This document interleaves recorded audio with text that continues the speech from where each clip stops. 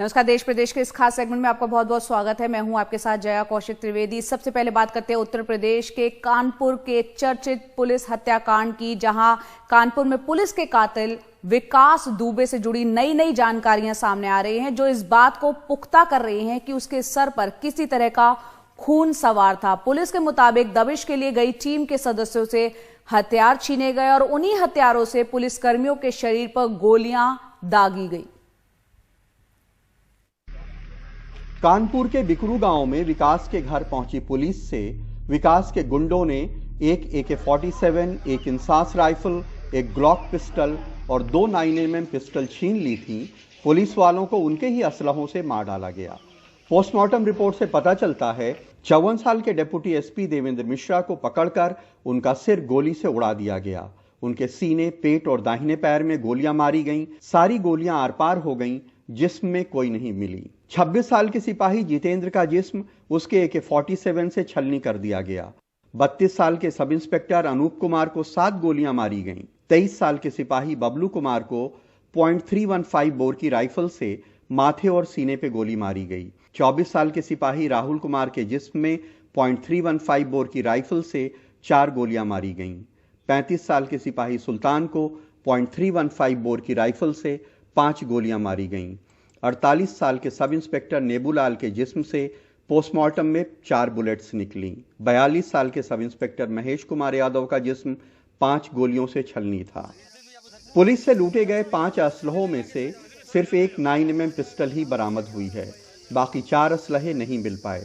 Police ने अपने असलहों की बरामदगी के लिए विकास के घर में खुदाई भी की थी।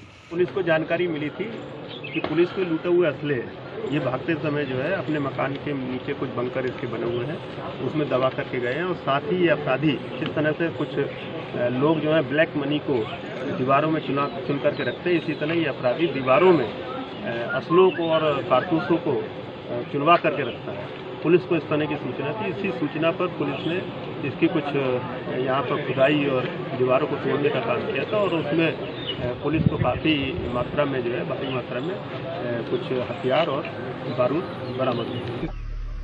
कुल 14 पुलिस वालों पे गोलियों से हमला हुआ, जिसमें से 8 मौके पे शहीद हो गए और 6 घायल हैं, जिनका कानपुर के रीजेंसी अस्पताल में इलाज चल रहा है। शहीद पुलिस वालों में से 4 के जिस्म में से गोलियां आर पार हो गई हैं।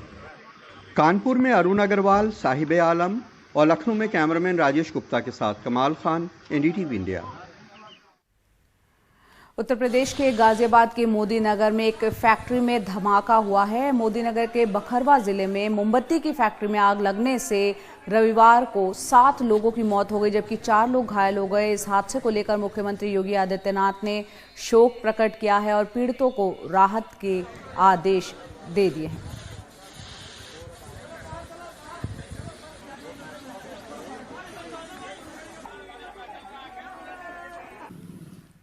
कोरोना के कहर के चलते ये पहला मौका है जब मथुरा में गुरु पूर्णिमा पर लगने वाला मशहूर मुड़िया मेला का आयोजन नहीं किया जा सका। गोवर्धन का मुड़िया मेला मिनी कुंभ के तौर पर मशहूर है।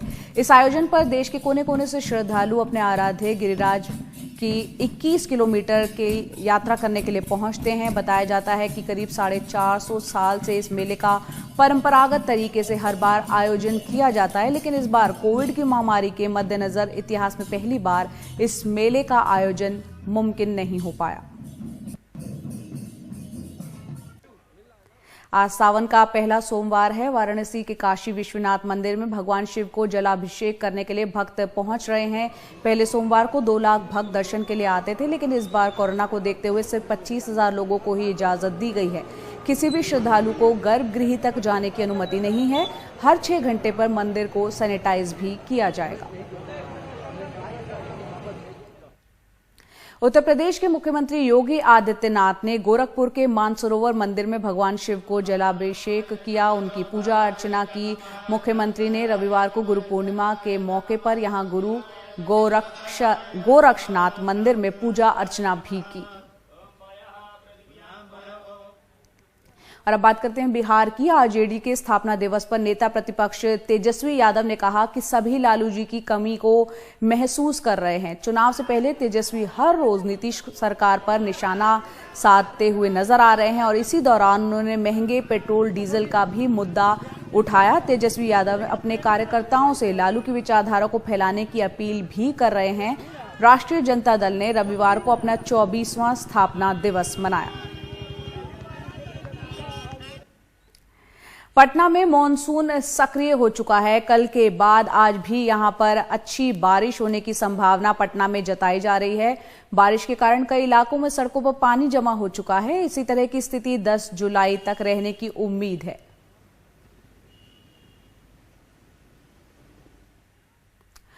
तो पटना में हमने देखा कि राष्ट्रीय जनता दल ने पेट्रोल और डीजल की बढ़ती कीमतों का विरोध किया, एक साइकिल रैली निकाली।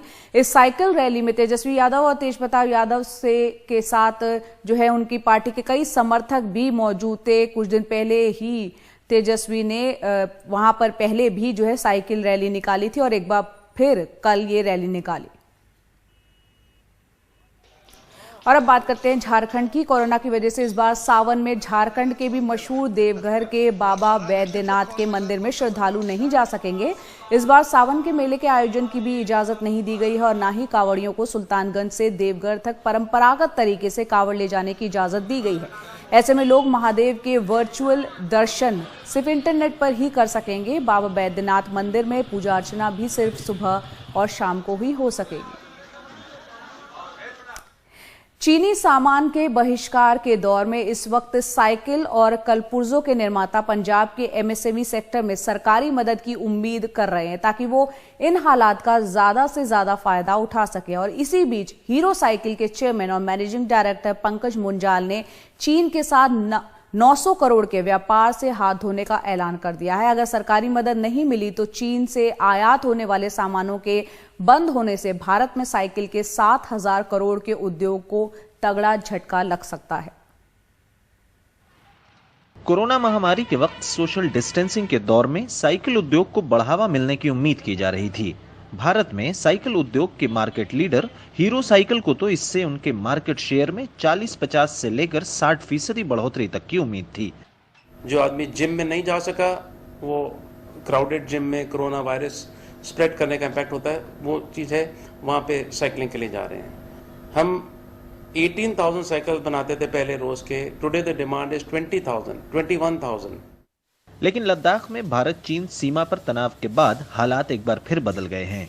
लुधियाना में बनने वाले साइकिल और उसके पुर्जे 70 से 76% चीन से आते थे।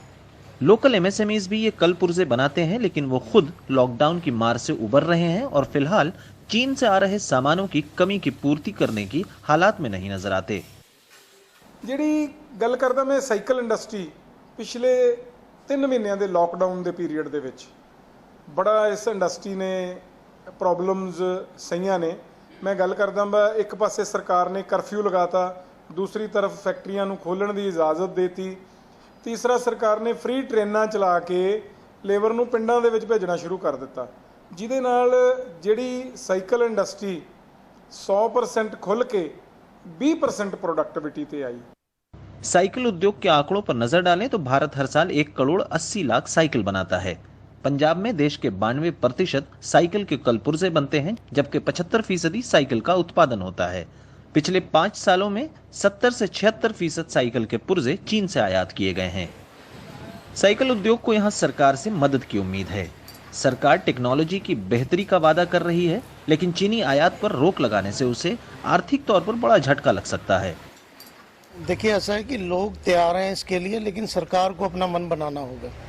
सरकार के लिए आज जो एक इंपोर्ट बिजनेस है वो बड़ा प्रॉफिटेबल बिजनेस जो बनता जा रहा है। पिछले 2 सालों के अंदर में इंडिया में 25 लाख करोड़ की जो इंपोर्ट्स थी वो बढ़कर 35 लाख करोड़ की इंपोर्ट हो गई, यानी अप्रॉक्सीमेटली 30 से 35% की इंक्रीज पिछले 2 सालों में ही इंपोर्ट में आ गई है। पूरे वर्ल्ड के एक दिमाग में है, जिनकी यूरोप की इंडस्ट्री भी चाइना में थी, वो भी अब चाइना से मूव करने की सोच रहे हैं कि जो चाइना से इंडस्ट्री मूव करेगी, उसके लिए वो इंडिया में आएगी। इसके लिए पंजाब ने हमने बहुत तैयारी की। हम 4 बिग इंडस्ट्रियल पार्क बना रहे हैं। क्या चाइना के बिना लुधियाना और पंजाब की बाइसिकल इंडस्ट्री चल सकती है? अगर लोकल ट्रेडर्स की माने तो उनका कहना है कि इसके लिए सरकार को सिर्फ स्लोगन्स जैसे आत्मनिर्भर भारत और मेक इन इंडिया से काम नहीं चलाना होगा, बल्कि उनको टेक्नोलॉजिकल सपोर्ट देना होगा ताकि वो चाइनीज़ प्रोडक्ट्स के कंपटीशन में आ सकें। चंडीगढ़ से मोहम्मद गजाली, NDTV इंडिया।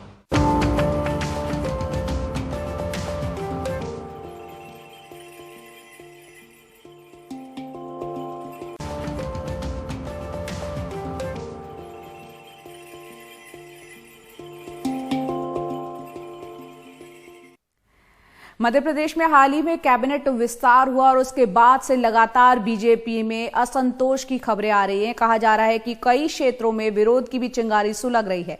बीजेपी के वरिष्ठ विधायक अजय बिश्नोई ने MP के CM शिवराज सिंह चौहान को पत्र लिखकर कहा है कि जबलपुर और रीवा के नागरिकों में मंत्री परिषद को लेकर असंतोष बढ़ता जा रहा है। 63 साल के बिश्नोई ने मुख्यमंत्री को पत्र में लिखा, जो कि मीडिया में लीक हो गया। उन्होंने लिखा कि CM की मजबूरी को वो समझ सकते हैं, लेकिन आमजन नहीं।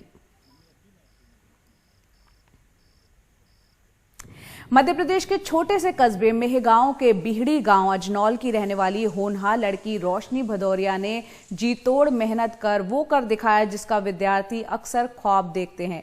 रोशनी को हर रोज पढ़ाई के लिए करीब 25 किलोमीटर का सफर तय करना पड़ता है। 15 साल की रोशनी भदौरिया ने मध्य प्रदेश में 10वीं के इम्तिहान में 98.5% अंक हासिल किए और पूरे भिंड जिले की वो शान बन गई। रोशनी बड़े होकर IAS अफसर बनने का सपना देखती है। भोपाल के बड़वाले महादेव मंदिर में सावन की खास तैयारियां की गई हैं। सावन के पहले सोमवार के लिए खास तैयारियों के साथ कुछ सख्त नियम भी बनाए गए हैं। मंदिर में सोशल डिस्टेंसिंग का पालन करना होगा और मूर्तियां नहीं छूने के निर्देश है। शिवलिंग पर जल चढ़ाने के लिए 16 फीट लंबा पाइप तैयार किया गया है, जिसके सहारे शिवलिंग पर दूध या जल चढ़ाया जा सकेगा। भक्त इस प्रबंध से उत्साहित बताए जा रहे हैं।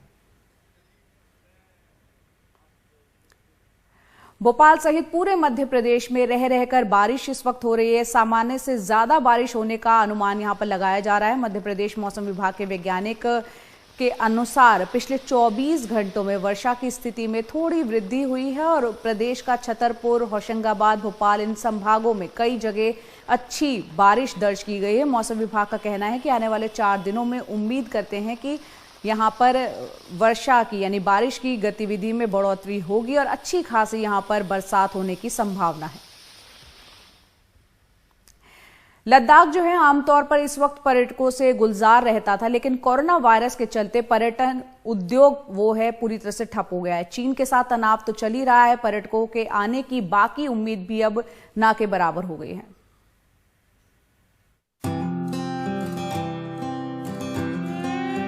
बिजनेस एक तरह से बिल्कुल बंद ही हो गया है इस साल के लिए। गाड़ी रखने के लिए हमें पार्किंग भी नहीं मिलता था। अभी हम रोड पे जाएंगे, आपको रोड खाली मिलेगा। सुनसान सड़कें, सुनसान बाजार, ये लद्दाख की राजधानी लेह का नजारा है, जो हर साल इन महीनों सैलानियों से गुलजार नजर आती थी। लेकिन इस साल कोरोना संकट के चलते आने जाने पर लगी पाबंदियों ने लेह की रौनक ही छीन ली है। साल के 5-6 महीने पर्यटन पर आश्रित लेह में इससे जुड़ा सारा कारोबार अब ठप पड़ा है। जिन होटलों में इन दिनों कमरे मिलने मुश्किल हो जाते थे, वो होटल बंद पड़े हैं। करीबन 70% जो हाउस होल्ड है पूरा डायरेक्टली इनडायरेक्टली जो है टूरिज्म पे डिपेंड रहते हैं। तो उसकी वजह से करीब जो भी इसके साथ जुड़ा हुआ स्टेक होल्डर है, खासकर ये टूर ऑपरेटर्स, आपका ट्रांसपोर्ट हो गया, आपका टूरिस्ट गाइड्स हो गया, होटल्स गेस्ट हाउसेस वाले हो गया, तो कुल मिला के आपको संख्या में आपको बताऊं तो करीब 600 करोड़ का जो है एनुअल एक फिगर जो है इसका करीब नुकसान हुआ है, जो कि हमारे लद्दाख का 60% आपका जो GDP उसके बराबर है। तो काफ़ी नो डाउट जो है जिस कोविड के चलते जो है काफ़ी हमें इकोनॉमिक जो है प्रॉब्लम्स यहाँ चल रहा है। कोविड-19 पैंडेमिक के कारण इस साल टूरिज्म इंडस्ट्री बिल्कुल स्टैंड स्टिल हो गई है लद्दाख में और दुनिया भर में। और इसके रिवाइव होने की आशंका इस साल तो नहीं है, बट 2021 में हम सोच रहे हैं कि कुछ टूरिस्ट आएंगे, बट फिर भी हमें ये लगता है कि 2-3 साल इसको लगेगा फुल रिवाइव होने में इंडस्ट्री को। लेह पहुंचकर ही ज्यादातर सैलानी लद्दाख के दूसरे इलाकों में घूमने जाते थे। इसके लिए वो गाड़ियां या बाइक किराए पर लेते थे, लेकिन सैलानी नहीं है तो बाइकिंग का धंधा भी ठप पड़ गया है। मई टू सितंबर हमारा बिजनेस स्टार्ट होता है। इस साल बिल्कुल सारे लॉकडाउन की वजह से कुछ बाइक नहीं निकला, सारा बिजनेस एक तरह से बिल्कुल बंद ही हो गया है इस साल के लिए। तो हमारे जितने भी हैं इनके सारा सोर्स ऑफ इनकम जो बाइक रेंटल है इन सब का अभी इस साल बिल्कुल सोर्स ऑफ इनकम बंद है सबका। आप देख सकते हैं कि सारे मेरे जितने भी फ्लीट्स हैं सारे ये भी लॉकडाउन के कारण लॉकडाउन हुआ है, तो इससे काफ़ी बहुत ज़्यादा इम्पैक्ट पड़ा है हमारी पर्टिकुलरली बाइकिंग इंडस्ट्री लेके। सैलानी लेह के इस मेन मार्केट से भी खरीदारी करते थे।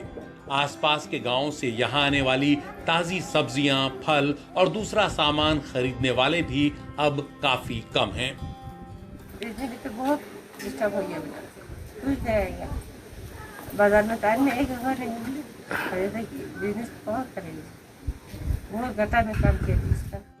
लद्दाख को 1974 में पर्यटन के लिए खोला गया। उस साल यहां 542 सैलानी आए, लेकिन साल 2018 तक वो बढ़कर 3 लाख को पार कर गए, जो पूरे लद्दाख की जनसंख्या के लगभग बराबर है।